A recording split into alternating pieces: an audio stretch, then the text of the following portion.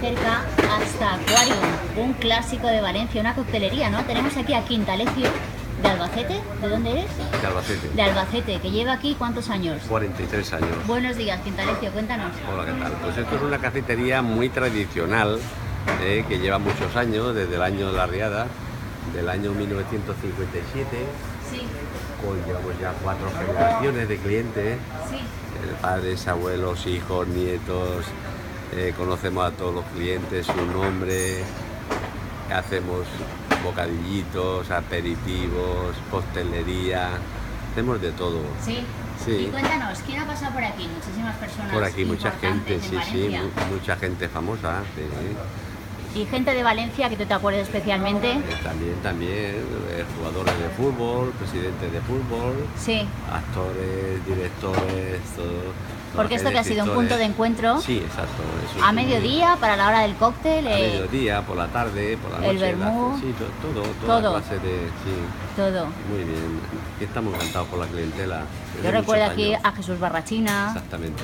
a Isabel Edo, Isabel Edo, que nos dejó lamentablemente. lamentablemente. Una cliente toda la los vida dos. también. Toda la vida. Sí, la verdad que sí. Es que estáis en un punto muy bueno, en Gran Vía Marqués del Sí. Turia, en Valencia, pleno centro. ¿Y tienes alguna anécdota divertida que te haya pasado? No, simplemente la del día a día, que no... Sí, no puedes contar nada, ¿no? No, ahora no. Si estas paredes hablaran, Sí. ¿Eh? Sí. Hay mucha historia. muchas historias. Toda la vida, sí. Sí, Pero en fin, es recíproco. Los clientes con nosotros y nosotros con ellos. claro. De toda la vida. ¿Y qué es lo que más se toma aquí, en Aquarium? Pues depende de la costelería clásica. Sí, Todo muy clásico. Todos los cócteles normales. El Dry Martini, el Ginfi, Jaramilla, Rocapul, la Aurora, Margarita. qué bueno. Y luego los aperitivos, los pescaditos, calamares, luego tienen de platos cocinados que están hechos a mano también, Sí, rabo de toro, musaca, canelones, Qué bueno. manitas de cerdo, qué todo rico. eso está Todo. impresionante, hecho aquí en casa, Sí, igual que los postres, las tartas también caseras, todas.